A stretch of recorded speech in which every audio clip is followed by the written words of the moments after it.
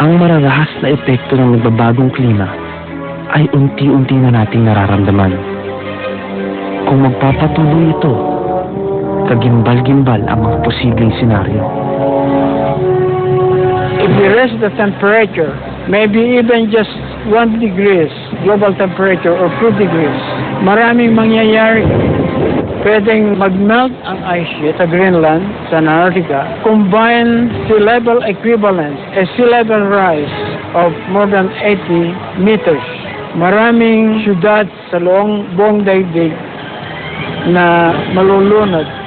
Ang sinasabi nila ng mga scientifico ay mga 6 daw na metro ang itataas. Ibig sabihin, lahat ng mababa sa 6 na metro ang taas ng kalupaan ay lahat ay matatakpan ng tubig.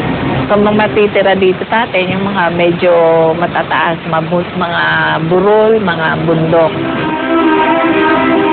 Malagim ang mga pangitain.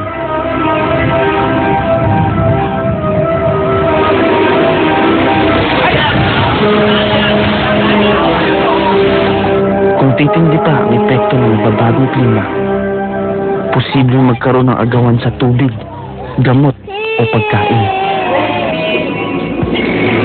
Sino ang higit na may kontrol sa mga ito? Ang siya rin ko-kontrol sa buong mundo. Habang ang mga naghihirap na bansa, lalong mga ngawawa.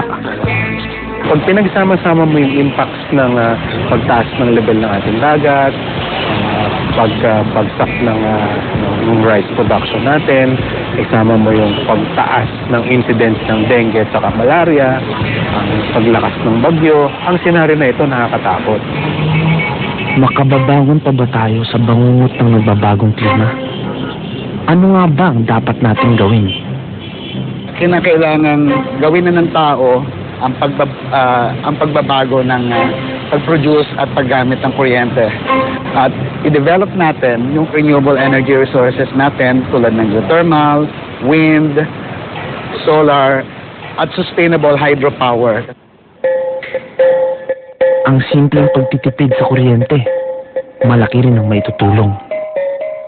Sa level naman natin as individuals, meron tayong tinatawag na carbon footprint o kung ano yung katumbas na carbon dioxide emission sa mga pang-araw-araw nating gawain. So, kunwari, nanonood tayo ng TV, gumagamit ng kuryente. Pag nagmamaneho tayo ng sasakyan, ganoon din, nagsusunod tayo ng krudo, may katumbas din yan na emissions. Paano tayo makaka-reduce o makakabawas na ating carbon footprint?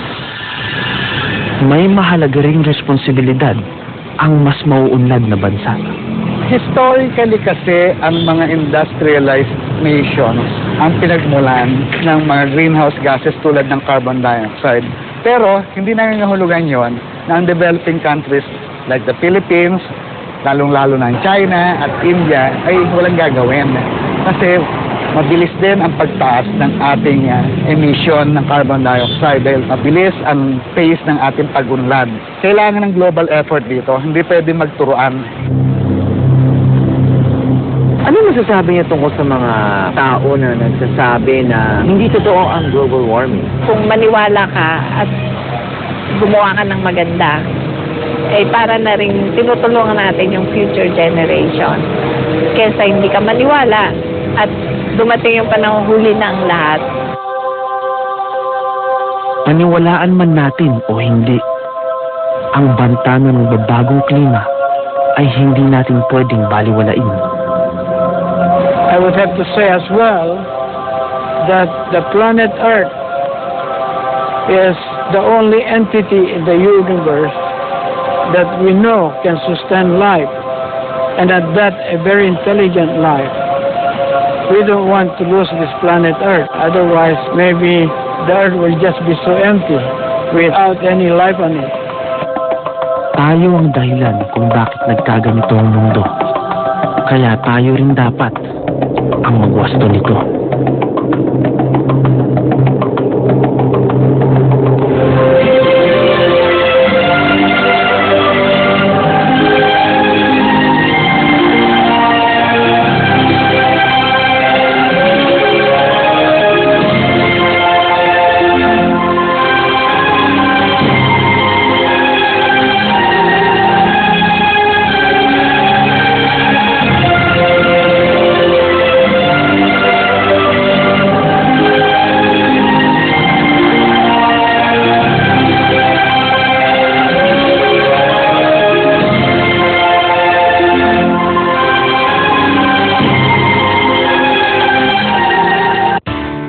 Witness the accounts of most pressing environmental issues today on Signals, brought to you by Best Ever Surf Bars.